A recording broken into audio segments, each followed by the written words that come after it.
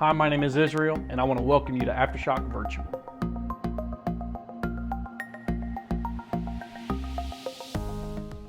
A lot of us, we can look back on one day in our past and say, that day changed my life.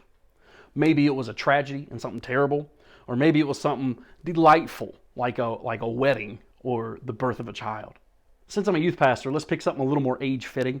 Maybe it was the first time you drove a car by yourself. Maybe it was the first time you made straight A's. Maybe it was holding someone's hand. Maybe it was your first kiss. Oh no! All of us have something that we can look back to and say, that's the day that changed my life. For the rest of this message, we're going to be looking at one life-changing night in the Old Testament. This is something that happened to Jacob, and it changed history forever. Now, to know exactly what went down that night, you need to know Jacob's story up until that point. And before I get into that, I just want to encourage you to check it out yourself. After this video, over the next few days, few weeks, take your time and read through his story, because it is more dramatic than a modern day soap opera. There are sibling rivalries all over the place. There is deceit. There is manipulation. There is attempted murders. There's actual murders. There's affairs. Listen, it is interesting, shocking. It is juicy. It brings a whole new meaning to the word dysfunctional. We're going to go through Jacob's story at warp speed. Esau and Jacob, born in that order, were born to Isaac and Rebekah. They didn't get along from the get-go. At one point in time, Esau was out in the field hunting and doing his normal routine. Jacob set up a station with soup at it. Esau came in weak from the field and said, I must have the soup. Jacob said, I'll give you the soup for your birthright.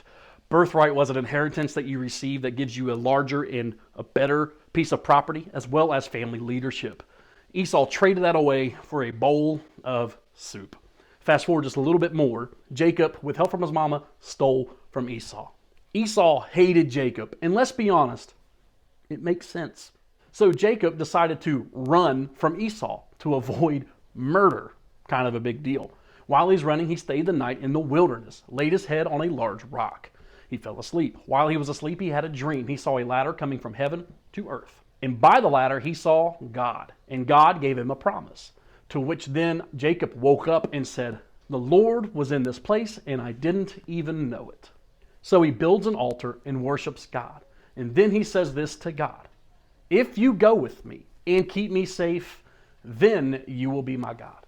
Jacob arrives at his destination and he marries 2 women. Oh no! That one's a doozy. He has 11 sons. Oh no! Yet another doozy. Again, check it out. It's pretty dramatic. While he's there, he grows his wealth, he grows his property, he grows his family, and he decides to move. While moving, he makes amends and makes peace with his father-in-law after dealing with his father-in-law. After that, he sends a message to Esau saying, hey, let's make peace. Let's make a truce right now. Esau responds by saying, I am going to come visit you instead, and I'm going to bring with me 400 men. Oh no! Jacob is terrified. He left on such bad terms. He thought Esau was coming to attack him, so he split everything he owns, everything, into 2 groups as to at least save one if the other one is attacked. Then Jacob prays, Lord, you are the God who was worshipped by my grandfather Abraham and by my father Isaac. And then he goes on to say, please protect me, take care of me, I'm begging you. He then makes plans for the next morning, and he decides he's going to stagger out everything he owns while they're on their way to meet Esau. And then he goes to rest to get ready for the next morning. And that's when it happened. That's when this fateful night happened. After Jacob decided to get ready for the night, he goes back alone to the other side of the river. And when he is alone, he meets this stranger, this man. He wrestles and he fights with this man. He fights until it is almost daybreak. Then this stranger hit Jacob's hip and threw it out of joint. They kept wrestling until almost daybreak. The man said, let me go. Jacob replied with, not until you bless me.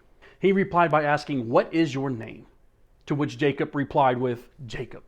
And then this stranger said, no more, that will not be your name. You will be given the coolest name in all of history, a name that is synonymous with awesome, with good looking, with hilarious. Okay, it doesn't actually say that.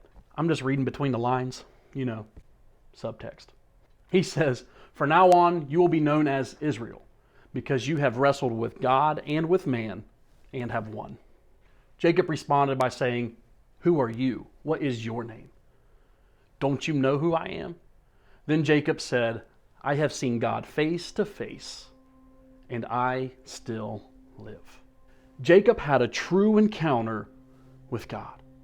Up until now, the way he words things suggests that he kind of just worshiped because that's what his family did, and that was the right thing to do. He kind of didn't do it on his own, but now he had a face-to-face encounter with God. Jacob left that fight with a limp. He was forever changed because he had an encounter with God.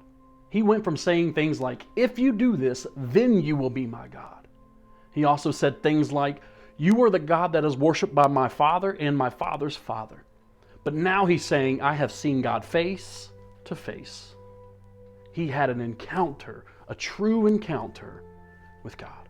Even during the first times that he says those things, he builds an altar and he worships God. But the wording never changed. And then that fateful night, he had an encounter with God. I have seen God face to face. He had an encounter and he was changed forever. Maybe somebody's watching who's never really had an experience with God. Maybe somebody's watching and they've never really had an encounter with God. Maybe you've never claimed to be a Christian before. Maybe you've been in church your whole life from 8 to 80. Any age in between, maybe you've never had an encounter with God. Jacob prayed and worshiped God and didn't have an encounter until later in his life. Well, right now we can wrestle with God. And this can be the day you look back and say, that's the day my life changed.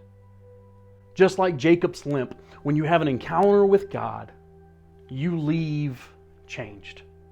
Let this moment, let right now be the day, the moment, the time that you change, that your life changes for the better. If that's you, if you are someone right now watching and you want to say, I want to experience you, God. I want to encounter you. Then I want you to bow your head and close your eyes. And remember, this isn't an emotional thing. We're not going to feel it all. You might, you may not. This is about saying it with your heart and making a decision to wrestle with God and to encounter God. If that's you, then bow your head and just repeat with me. Dear God, I admit that I'm a sinner.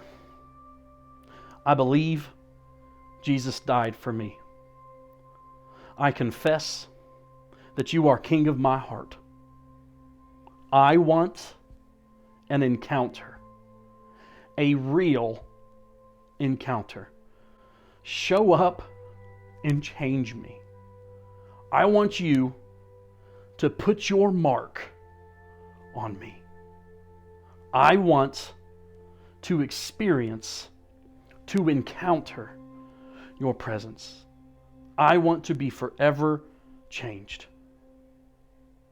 Amen. Whether you've come once, 100 times, or you've just checked us out virtually, we are family. Just know that you are loved, you are cherished, and you are always welcome here. Thank you again for checking out AfterShock Virtual. I hope you have a blessed day.